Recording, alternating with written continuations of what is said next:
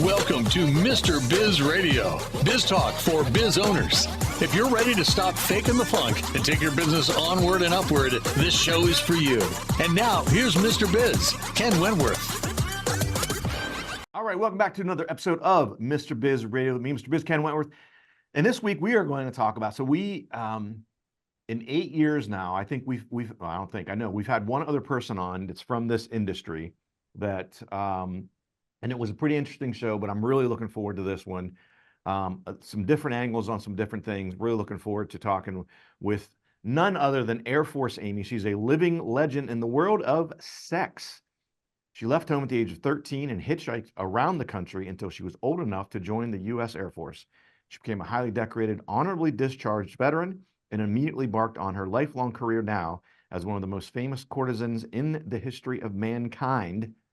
And I like how you put before Instagram and TikTok. But Air Force Amy, welcome to the show. I'm looking forward to this conversation. Hi, Ken. Thank you. Thank you for having me. Yeah, absolutely. So I don't even know where to begin, but I want to talk about your journey. And honestly, I want to start back with leaving home at 13. And you don't have to get into all the details of that if it's not comfortable or you don't want to, but sort of what prompted that and how the heck did you have the stones at the age of 13 to go, you know what, the heck with this, I'm just going to go figure it out and leave home? I think about that. I drive by these big rigs and I remember, ran away from home. It's dark. It's night. It's 3 foot snow drifts on a highway in Ohio, and just crawling up the steps to that big rig, and all you see is that big pipe there. And I mean, I had no idea what was on the other side of that door, but apparently things were bad enough at home, or I didn't like them enough at home, that I thought this was not as dangerous, or the pros outweighed the cons of it. I would rather do this than stay where I was. There was just it was a very dysfunctional family, right? Alcoholism, incest, and and there were double standards. My brothers could do things that I could not do, so I just said, piss on it, I'm out of here. And I left. And I don't know how I thought I had at the age of 13. I see my girlfriend. What part of Ohio? Mentor. I was gonna say, what part of Ohio? Because we're based in Columbus. Yeah. 20 miles east of Cleveland. Okay. And All right. I didn't realize that it's all started in Ohio. Okay, yeah, so right you decide one night you're done, you're leaving. I had taken like a really I can't even imagine at 13 years old. I know. Especially nowadays. Look, I hate to sound like grouchy. I hate to sound like grouchy old man, but kids nowadays are so soft. Like, what 13-year-old would be like, I'm leaving home nowadays? What percentage of kids would have, what I mean, would be like, oh, that's it, I'm done, I'm leaving home. I mean, kids are, again, I sound like grouchy old man here, but kids are so soft overall that who would have the guts to be able to do that? So look, I'm very sorry to hear about the situation you were in, but man, you deserve a ton of credit for having the courage, even if the situation, how bad it was. I mean, still, it has to be like super bad. And even if it's really bad, how many people stay in those situations because they just don't have the courage to do what you did? Yeah. I guess I was born with some big kahunas. That's what I'm saying. Independent too, when you come up from that kind of family, and we were expected to be winners, and I was a lot of things, and very independent. I had horses I took care of. I had sisters and brothers I took care of. I was very independent, and I thought that I was very capable. I was already being raised, regardless of what was happening at home. I was already being raised as a winner, with tap, ballet, jazz, gymnastics, but with horses, equestrian. I was Ohio State 100 jumper champ, and I was expected to be. And I learned that work ethic we were talking about earlier, that consistency, that practice, and that drive to be number one, and just practice and consistency. So did you have any idea when you left? I mean, did you have a plan that, like, oh, I'm going to go to Georgia to my cousin's house, or were you just like, I'm just going to figure out as I go along? I wanted to go to Studio 54. Okay, fair enough. Fair enough. I wanted to go to Studio 54. I took my mom's best disco dress. And I was going to Studio 54. I did end up in New York at one point, and I did end up staying there in Chatham, New York, for a while, and I Yep. worked at this big resort, one of those big old Italian resorts, like the Friar Tuck Inn, and until like the Bureau of Criminal Investigations from Ohio came after me, and I got sent home. So I got sent home a couple times, you know, like from Oh, the age did of you? Okay. 15 to I was going to 16. say, look, I like the goal of wanting to go to Studio 54. That sounds super cool. But again, you were 13. Yeah, I Were was. you just going to try to figure out how the hell to get in when you were? Yeah, yeah, I don't know. You have lofty goals, and you if you have a Deepak Chopra says, if you have lofty goals, you will achieve them. If you have low goals, you won't. Okay, so You, you mentioned you got sent home a few times. So you yeah, went back home. Did you try to make a second go of it, or did you just say, yeah, as soon as I get my opportunity, I'm out the door again? pretty much as soon as I get my opportunity, I'm out the door again. Yeah, I mean, I would try. I was um I was thrown out with the bathwater at a very young age with incest at like 8 years old. And at that point, my dad was like, I was thrown out with the bathwater. So there was no redemption. There was never going to be any redemption. And I just felt that, no matter what I did, I couldn't prove myself, no matter what. And it's just fuck it, I'm out of here. I'm really Yeah. glad that I did leave. I don't have like resentments against my family, but they kind of have like different values than I do. I'm not gonna say that I live on a high ground. I mean, I'm probably a prostitute, but I'm still have they still like really good values, honesty, hard work, just doing the next right thing, and don't steal, don't lie, don't cheat. Well, I'll cheat to win a contest. I will do that. But yeah, and it's just, I grew out of them at a very young age. Mm, So yeah. So I can't even imagine. So I got to ask, and again, if this is too personal, or whatever, just by all means, tell me. But so you get sent back home, right? Say the first time. yeah. When you got home, were your parents like, "Oh my gosh, we didn't realize it was this bad that you would leave. No. Can we make it No. better? Like, we want you to stay." Did they put you under lock and key so you couldn't leave again, or? No, my mom, she and what happened, I had like this severe kidney infection. I was in so much pain. I was like an insane amount of pain. I'm in these big trucks, and this person I was traveling with at the time tried to take me to an emergency room, and they ended up calling my mom, and she said, she can come home the same way she got there. So I had to hitchhike on the way back home. I Oh, get home, geez. and she takes me into the house, beats the crap like that's gonna help, and then makes me get naked, looks at me, like, gives me a once over, gets in the shower, and then took me to juvie for truancy from home, truancy from school. And I stayed in juvie, I don't know, like 3 months or 6 months, I don't know, child study center in Ohio, some crazy stuff. Yeah. Oh, man. And Yeah, then no, I was just, then they made this thing up. They said that I had some terrible venereal disease, which I did not. And my dad gave me this one red towel. I couldn't use it. I couldn't be in the same room with anybody in my family for the rest of the, while I was at home. And I had my own red towel, like the scarlet letter. right, right.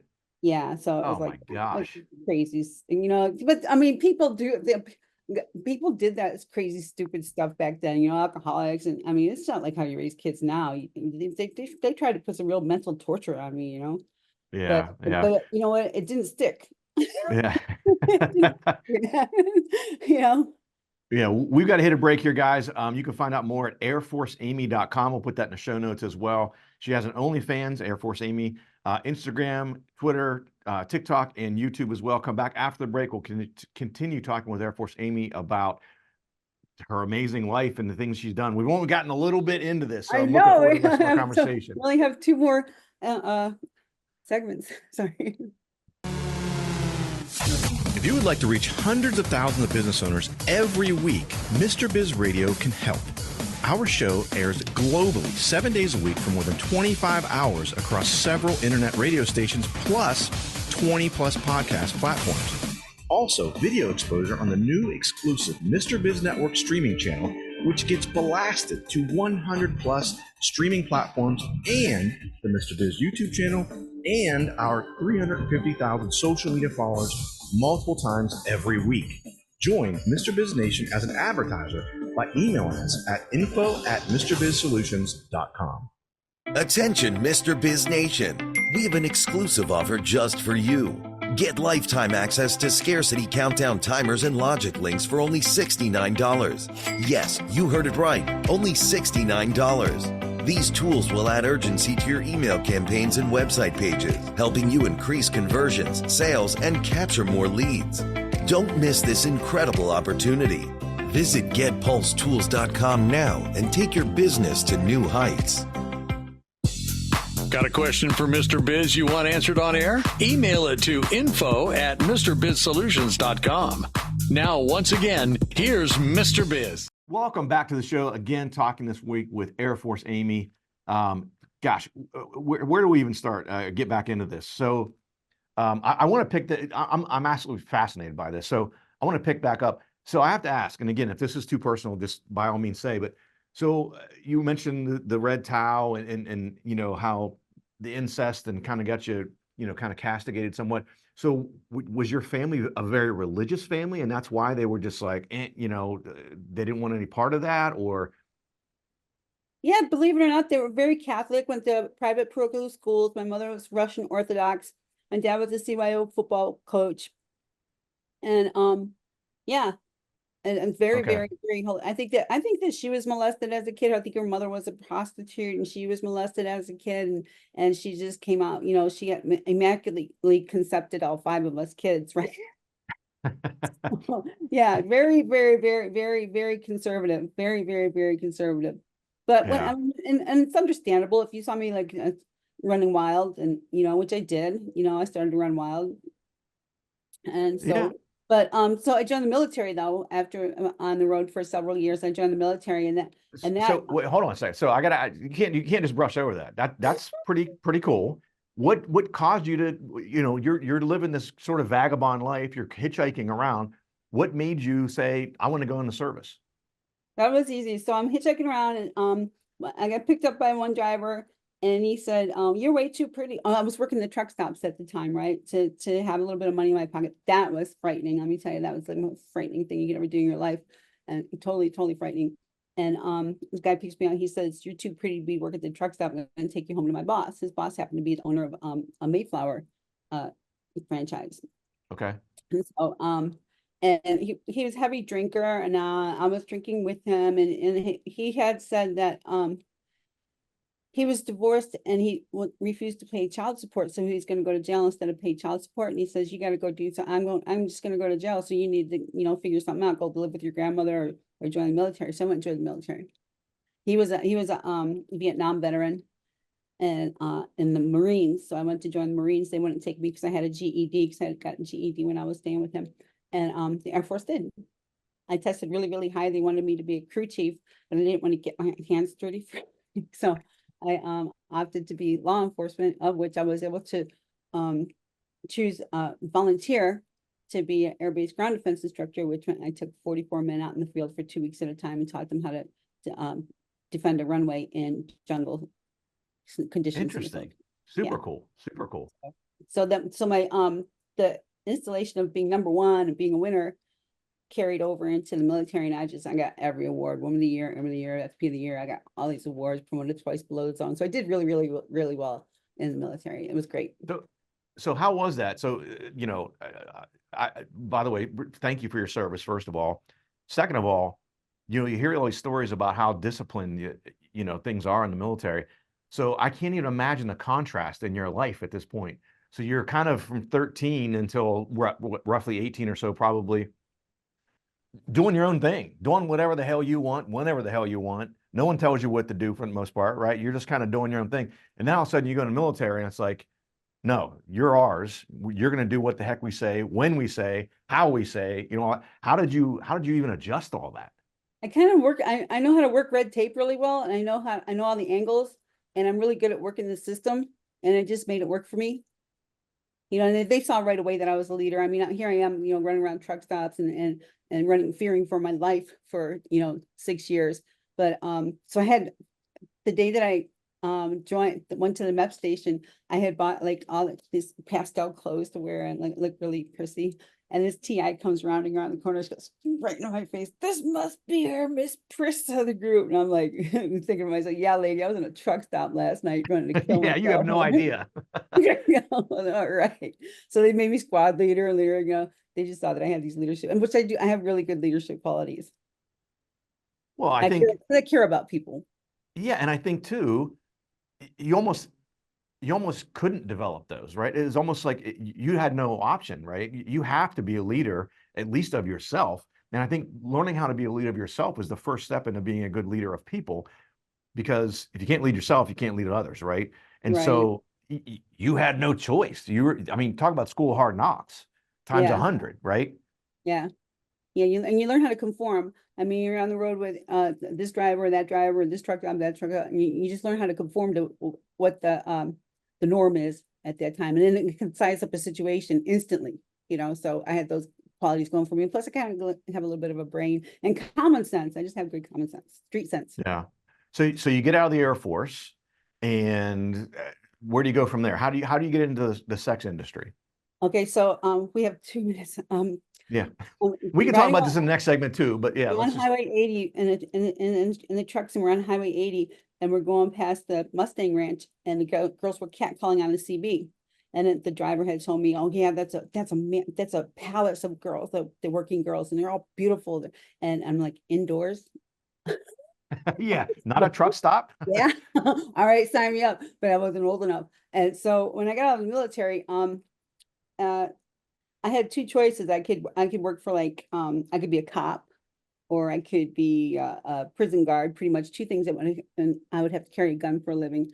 And I just thought that the lights and the glamour of Las Vegas, and I thought I could, to make a quick buck. I knew that these brothels were outside of Vegas. I was stationed in Nellis, and I knew that I wanted to make a lot of money fast to get me on my feet to do whatever I wanted to do besides be a cop or a prison guard, and that's where it started. I never stopped. So you get started in that, and you stayed in it obviously for a good while. It'll be 35 years in March. Oh my gosh. Okay. So you never left. You never became a cop, never became a prison guard. No, I just never thought of anything else I wanted to do. But just recently I got when the student's ready, the teacher will appear. And I'm putting together airforceamy.org, an organization on human trafficking awareness, and see where that takes. Well, that's awesome. I mean, again, think about the experience you have and you could apply to that. And I'm thinking about not just your hitchhiking experience and then your experience within the sex industry, your military aspect of that comes in as well. I mean, the experience you gained there would be able to help a tremendous amount, I'm sure, as well.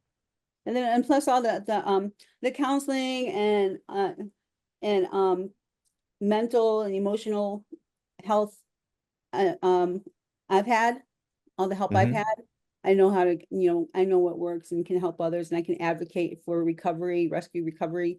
And the ideas are endless, or the opportunities are endless. And I just it just hit me actually the day after Trump was elected. I went, where do I fit in here? I mean, but look, that's very recent. Obviously, you're a quick thinker on your feet, which again, from your experience. So we're gonna hit another break here, guys. Again, we'll go put this in the show notes, but airforceamy.com. She has an OnlyFans, Air Force Amy. You can find her Air Force Amy everywhere, but Instagram, Twitter, TikTok, YouTube. Check all those out. Come back. We're going to continue talking with Amy about her experience and how we can utilize some of her experience. How would you like to have direct access to Mr. Biz to help you run your business more profitably and more efficiently? At MrBizSolutions.com, you get live access to not only Mr. Biz, but also several of his hand-picked and trusted business experts, each with 20 plus years of experience to help you optimally manage and grow your business. That's just the start of where Mr. Biz Solutions begins. Learn more at MrBizSolutions.com. That's MrBizSolutions.com. Attention, Mr. Biz Nation. We have an exclusive offer just for you. Get lifetime access to scarcity countdown timers and logic links for only $69. Yes, you heard it right. Only $69. These tools will add urgency to your email campaigns and website pages, helping you increase conversions, sales, and capture more leads. Don't miss this incredible opportunity. Visit getpulsetools.com now and take your business to new heights. Check out all 3 of Mr. Biz's best-selling books at MrBizBooks.com. Now, once again, here's Mr. Biz. All right, welcome back to the show, guys. Again, Air Force Amy is our guest this week. So, Amy, we've kind of walked through chronologically, right? So now you've got some new things you're looking into doing as far as really, it's not that it's completely philanthropic, but really giving back, right? Using your experience that you've had to be able to help others avoid maybe some of the trials and tribulations that you went through earlier in your career and your life, et cetera. You know, what are some of those things? I want consumers, because it's not going away. The sex work isn't going away, but there is consensual sex work and non-consensual sex work. And what we need to do is be able to identify between the two, identify and report. So that's going to be one main thing. So yeah, go ahead. Okay, no, great. I'm glad you kind of delineated, right? Because I think to a lot of us that are sort of naive to all of this, kind of make some assumptions, right? And you hear the statistics about the trafficking situation, and they're just alarming. I've got 3 daughters, I've got nieces, and it's almost like, and I hate to say this because it sounds so cowardice, I almost don't even want to hear about it because it's so freaking alarming that like I don't even want to think about it. And then I'm like paranoid dad about everything. Right, because I'm so worried because you those pimps are out there doing push-ups in the parking lot waiting for your kid. And I'm like, and one of the things that I've told my kids this from when they were, this tall, is there are certain things in life, and I say there are no do-overs, right? You can't, go by yourself and late at night in a seedy area of town and walk down an alley, and God forbid something awful happens to you. And you go, okay, hold on, let me rewind. I want to do that over again. Let me make a different choice. It's too late. There are no do-overs, right? So it's so important to be able to make those good decisions. And especially when we're a little more youthful, maybe we don't think through things as much. And so it's just terrifying to me, the terrifying thing is that they don't have to go to a seedy area. It's right there on the phone. It's right there. It's a badge of honor to send nudies to the kids in school, and that's where it has to start, like right there. Self-esteem comes from doing esteemable things, not by sending nudes. So there's just there's so much to this, but we can get through it. We can do it. I'll share a real quick story that's pretty vulnerable, actually. There's a guy friend of mine who I considered a friend. I'd known him for almost 10 years, that lived here locally around the Columbus, Ohio area. And he was on my show probably 6-7 years ago. And I found out as a pedophile. And the reason I found out is that he was down in Florida and got caught in one of these sort of sting operations. And they looked up his social media and they saw where he had been on the show. My wife and I were on vacation. And my phone starts blowing up on my social media, and they're like, hey, just so you know, if you're associated with this guy or do business with this guy, he's a pedophile. And they sent me this video where they're posing as I think it was a 13 or 14-year-old girl. And he literally, it's him. I see him, and he comes to the house. And I had known this guy for a lot. And I knew that sexually he was a little adventurous. I'll just say that, but not like that. Right. And I'd gotten a little bit of a clue. So Amy, I'll tell you, this was one. Our oldest daughter, it was the body type of someone that he liked. And I taught him kind of being a little bit too friendly with her. And not anything sexual or anything like that, but like she was out when she was in college, she was out drinking and he was texting her and he said, I'll come pick you up. And I go, and I literally was worried about her that night. And thank God I texted her and I said, are you okay? And she said, oh, my friends and I have been here, blah, blah, blah. She goes, but Brian's going to come get me. And I said, Brian's not coming to get you. Right. I'm coming to get you. And that right then. There you go. And then I, went off on the guy. And then I said, we're no longer friends. And then it was like 3 or 4 months later, she was of age though. She's in college. She was 20, That's 21 still, at she's the not time. his age. Okay. She's not his age, no. But Okay. then 3 or 4 months, so I cut ties with him at that point because I'm like, dude, stay away from, don't cut everything off. Don't talk to anyone in my family ever again. Lose my number. And like I said, maybe 3 or 4 months later, my wife and I are on vacation when we see this, and it was like, Right. holy crap. And it wasn't a 20-year-old girl or 21. It was posing a 13, 14-year-old girl. I mean, And they're trying to normalize this now too. Okay, so there's got to be a big pushback against this. This can't be normalized. I see girls in my industry dressing younger and younger, and it used to, I mean, Britney Spears, it was the schoolgirl outfit. Now it's like girls putting themselves in nursery rooms, nursery school. It's just it's wrong. It's wrong. But knowledge is power, and that's what we're going to do. We're going to teach the public. We got to teach. If you're not talking, we're not talking about it. We're not learning about it. We don't know about it, and we need to know about it because it's going on and it's bad. Yeah, and it's nothing good. So we only got about 3 minutes left. I want to utilize some of your expertise that you've developed over the years and your experience. Since we've only got about 3 minutes there, what are maybe 2 or 3 things that you've learned in all facets of your life and your career that would help like a business owner, entrepreneur, as far as marketing, customer service? What are 2 or 3 things that like you go, oh my gosh, you got to make sure you're doing these things? Yeah. Emotionally, I can't compare myself to others. I'll always come up losing. Okay, I'm no better than, no less than, no greater than anybody else. Okay, so I can't compare myself to others. People want two good people, no matter what they're buying. They want 2 things. They want someone to be nice to them, and they want a good deal. So you always be nice to them and make them feel they got a good deal. Consistency and word of mouth, and don't if you promise something, give it. If you say you're going to do something, do it. If it's it's hard work. It's consistency. I don't have consistency on social media, so you see my numbers are very low. So that's where I'm lacking in consistency there. But and just be nice to people. Don't judge a book by its cover. Always give them more than what they paid for.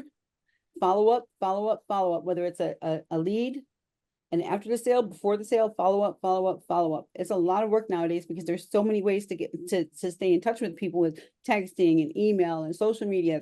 It's a lot, but you can do it. Yeah, I love those because they apply to almost anything. And by the way, those apply even if you're watching or listening and you're not an entrepreneur, you're not a business owner. Those tips that Air Force Amy just gave us, those apply if you have a corporate job, right? You do those things with your colleagues, with your boss, with people at your boss's level, like anyone that you're dealing with. Get out in your neighborhood. Don't do everything online. Don't order all your food online. Go to the grocery store and talk to your friends and talk to your neighbors and be a part of the community and check on your neighbors and be a community and do good. Do the next right thing. You know what the next right thing is. And I love that too, because I think you're right. Things have shifted so much towards social media that a way to differentiate yourself in a very positive way is to lean into the in-person stuff, because so many people have gotten away from it. So if you have some social media and some online stuff and you're present in the community, people are doing one or the other usually, right? If you're super old school, you're all in person and nothing social media. If you've leaned into the social media, everyone's online with everything and they don't do anything in person. If you're able to do both of those, I mean, it's a differentiator for sure, because there's not many people that are doing that. And I don't care what walk of life you're in. I don't care what profession you're in. Doing both of those is super important. My grandpa used to always say, don't believe anything that you hear and only half of what you see. And I think that holds true today too. You have to do your own research. Yeah, for sure. Don't just believe what people tell you. Don't just listen to what you hear on TV. Do your own research and come up with your own conclusions. Don't be a sponge of whatever somebody else wants you to believe. Yeah, especially with the media nowadays and social media, you just never know who the sources are, all that kind of crazy stuff. So look, Air Force Amy, I so much appreciate you coming on the show. Absolutely fascinating conversation. I really appreciate it. Thanks, Ken. Thank you. I enjoyed being here. Thank you so much. Thank you for having me. Yeah, absolutely. Also, absolutely. So the new site is going to be airforceamy.org, not the airforceamy.com. Okay. Gotcha. I'm really excited about this. Guys, thanks for watching. Thanks for listening. Have a fantastic rest of your week. And don't forget, as always, cash flow is king. To become part of Mr. Biz Nation, follow him on all social media platforms or never miss a show by going to MrBizRadio.com. If you prefer free video content, visit the Mr. Biz YouTube channel or check out his streaming channel, which is available on 100 plus streaming platforms at MrBizNetwork.com.